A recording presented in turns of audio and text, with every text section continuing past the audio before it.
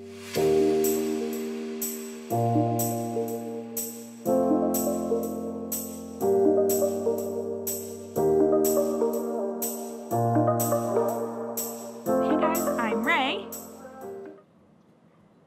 Jason's not here.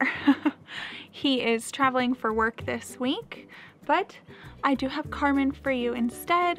She's not gonna add much to the conversation, but she is something pretty to look at. So I actually decided to have a quick little RV real talk video. Actually, I was kind of told to do it by one of my friends. I posted something on our Getaway Couple Instagram the other day, and she was like, hey, I love your like happy adventure videos on YouTube, but this is the kind of stuff you should be talking about. And so I figured, why not? You know, it's not gonna be one of our happy-go-lucky adventure videos, but I just figured I'd share some of the, not necessarily downside, but like it is real talk of RV life. And it's actually better that this stuff comes from me because, believe it or not, I am the negative one in the relationship. So anything I'm probably talking about today, I don't think it bothers Jason. These are the things that kind of bother me, but it's also my personality. And yeah, I figured I'd share them. So let's just dive right in. The first thing I wanted to talk about was my neighbor on the other side of the RV. I dropped off Jason at the airport yesterday, and when I came back, we had a neighbor, which is totally fine, but his slides like touch ours. Pretty much. Here, look.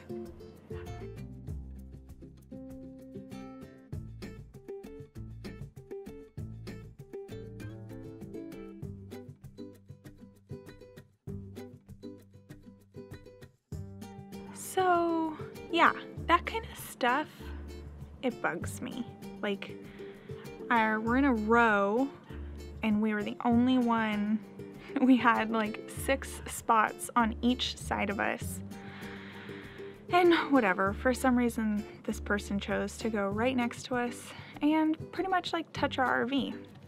And that's the kind of stuff you have to put up with. Like, this isn't the first time we've been close to people, but it has been the first time that someone's had options and still chose to get that close to us. So every single person that we've met on this adventure has been awesome, and they're super nice and they're super friendly, but you do have people who, I don't know, they just want to live their own life and do their own thing, which is totally fine, but it bothers me when people don't like respect the campground or the people around them. Like, literally, for example, look at this. See that bag? That bag is full of dog poo. So honestly, I will probably pick that up later and just take it to the trash that's maybe 50 yards away. But it's like, you know, someone left and just left that there. I know, it's appalling. I don't understand that. So you get people like that.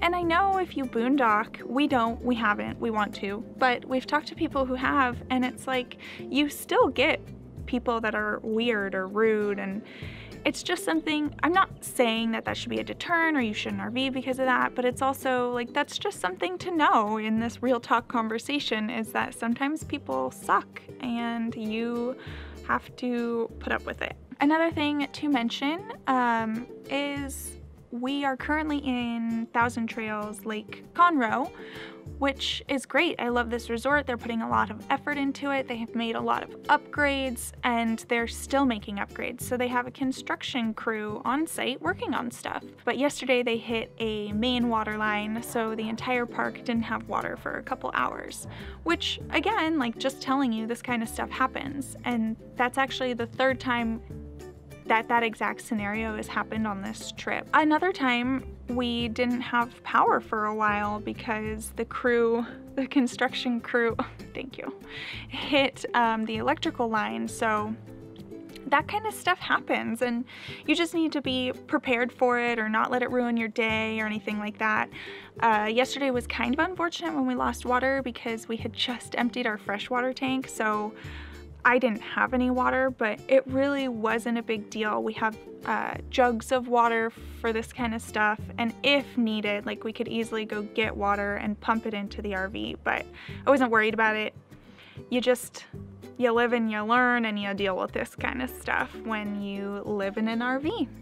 Another thing that kind of bothers me, but I think that this is on us also, is that people are super friendly, like I said, but it's just hellos and goodbyes and stuff like that. We have been finding it hard to like meet people and have meaningful relationships on the road. When I was following a bunch of RVers on Instagram, you see all these meetups and all of these impromptu potlucks that are happening, and I have never experienced that. So I would love to get like a group of people together, or you know, an impromptu potluck. I thought that this lifestyle would involve more socializing, but I'm realizing that we kind of have to really seek it out if that's what we want to happen. It doesn't just naturally happen.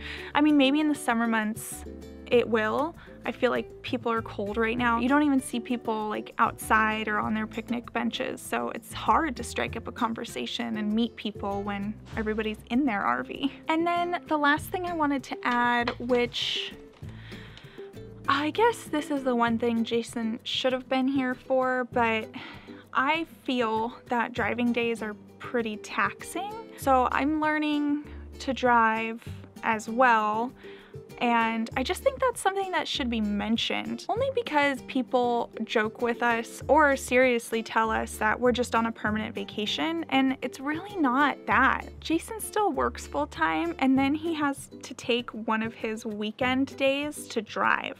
That's why I'm learning. I need to take that off his plate and help with that kind of stuff too. I just think that's something that people who are looking to RV should think about is, you know, how quickly do you want to move? Who's going to be doing the driving, and how far do you want to drive? Because it's not a vacation when you literally move your home every week like we do. And we are thinking that we would like to slow down, but we already are jam-packing our summer, so we will probably continue this once a week moving throughout the rest of the year, and then hopefully slow down after that. All right, well, I think that's all the real talk that I have for you today. Do you have anything to add? No? Okay. So I think I'll close out the video now.